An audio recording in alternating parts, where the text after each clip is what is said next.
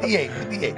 All right, we'll continue to celebrate. I am certain we'll bring this up multiple times throughout the next 2 hours, but let's dive into what we saw last night on Monday Night Football. Look, it wasn't pretty, really, from either of the two teams, but nonetheless, the Bears come away with a victory. The Commanders turned the ball over 3 times at costly moments.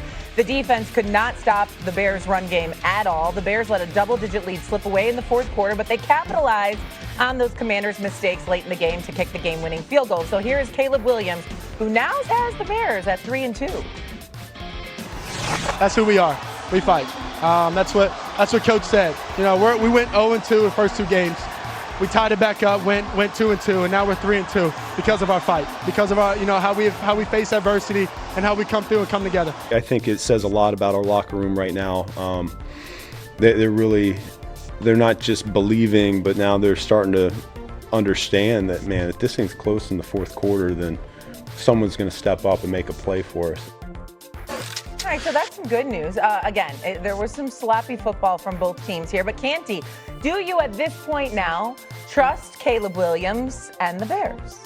Yeah, I trust Caleb Williams, and I trust the version of him that we saw last night because I trust how the play caller, Ben Johnson, wants to utilize him. Yeah. And rule number 1 for a quarterback should be do no harm. And it's clear that that's gotten through to Caleb Williams. You're starting to see him avoid the negative plays, avoid the sacks, avoid the turnovers. You still want to see him improve on accuracy. You still want to see him improve on third downs. You still want to see him improve in the red area. But I thought last night he did a really good job of being able to manage the game.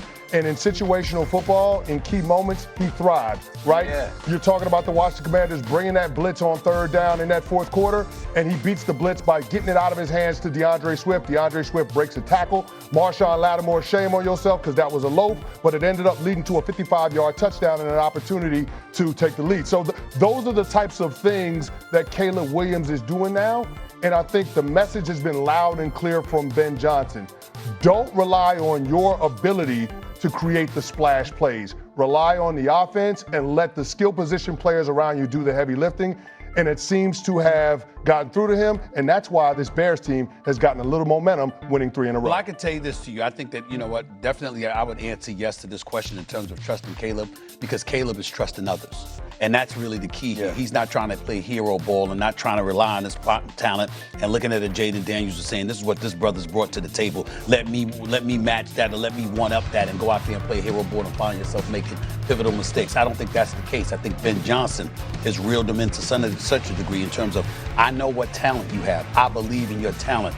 But this is what it's going to take to win football games on the National Football League level. Make sure you don't do that. Don't hurt yourself, all right? You don't hurt the team.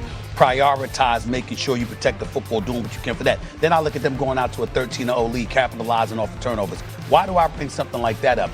Because you got a situation where right now every single team in the NFC North is the only division where every single team's got to win a record right now, right? So you're looking at the NFC North, and the reason I bring that up is because rather than looking at yourself as a team that's there, you're looking at yourself on the come up. You're scratching and you're clawing and you're saying to yourself, you know what, we're not here yet, but we intend to be. You know, you're playing that way. And in a sense, that's almost like playing with house money because the pressure's on Green Bay. The pressure's on Detroit. To a lesser degree, the pressure is on Minnesota, more so than it is on Chicago. Chicago's here on the come up. You're Minnesota. You got to make sense out of J.J. McCarthy being the guy that you decided to invest in. You're the Green Bay Packers. You just traded for Micah Parsons. And we were talking about you as a potential Super Bowl championship caliber team. You're the Detroit Lions. Everybody looked at your team last year and thought that you could have been in the Super Bowl. After week 1, throw that out in terms of your performance against Green Bay. What have you done since then? Even though you just lost to Kansas City, the fact is your offense has looked explosive. So you look at all of those teams with expectations. Chicago saying we're building. And then you look at Ben Johnson, last but not least, and not to bring this up, but when you see what's transpiring in Miami with Mike McDaniels, when you see what's transpiring in New York with Aaron Glenn, then you see Ben Johnson and you see his behavior in terms of being a head coach, how demanding he can be, but still relatable to a cat, where you got cats knowing, you know what, we can trust him because he knows what he's doing, but we also don't mind answering to him either because he's clearly the boss. You see what's going on in Chicago. I like what I'm seeing. Absolutely. I fully agree with this. And I'll say this is so much more about just Caleb Williams. You know, do you trust him? You do. But to your point, like Ben Johnson picked the Bears, right? Like he knew the warts going in. They're in the same division. He knew who Caleb Williams was. He knew what this roster looked like, and he took on the job knowing he's going to go face the teams. Not only did he coach with that he had coached against for so many years. But I think about like what you said, Canty, the 3rd and 5 that they complete on the last drive to get the second down run that he hands to Swift, and they have great angles for the offensive line. The Swift in motion on the touchdown when he out leverages and then runs up the sideline. I think Ben Johnson has done a fantastic job of setting up his players to be successful, and they're very efficient and they're following what they should be doing. And to his point, you're down 8 points. You can't get it all back, right? So it's the first time I've seen Caleb Williams go, hey, I'm going to make a play. I'm going to throw this ball out to Swift. Swift makes an incredible play. They don't convert on the 2-point conversion. Looks frustrating. Guess what? Our defense is going to give us another chance. We're going to go down and do these things. I think it's that trust that you see being built. And if you were a Bears fan coming into the season, all you would have asked for is progress. Just let me see progress from Caleb Williams, right? Like, 100%. And you are seeing progress between Ben Johnson and Caleb Williams. He's changed his. You know he can make the highlight plays. Right. Can he make the simple play? And he's doing it. I am shocked at the words that just came out of your mouth. This man was complimentary about Ben Johnson. He's complimentary about Caleb Williams, and he brought up nothing about Chicago's blocking. Oh my Lord! What is this world coming to? I mean, you know, it never stops you. Yeah, it does. Yes, it does. Especially coming from you. I can't believe you missed that. But you look at DeAndre Swift.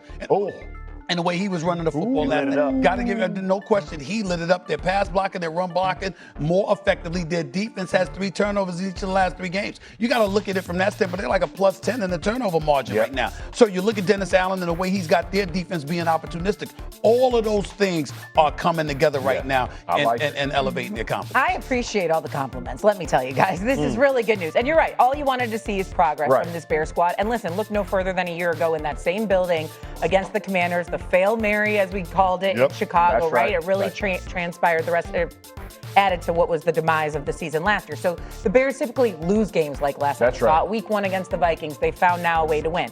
Was it all pretty? No, though. They're giving up too many explosive plays on the defensive side of the ball. I really could do without all the penalties, letting go of a double-digit lead, et cetera, et cetera. But there's something to believe in now in Chicago, and I think that's the main point. But I think the other part of that is from a guy who played offense, right? Like when you don't have your like Williams missed, right? He missed some open throws that he should have made. The Adunze touchdown that gets called, like, is the tackle really at that? You know he wasn't on the line. Come on now. He wasn't on there.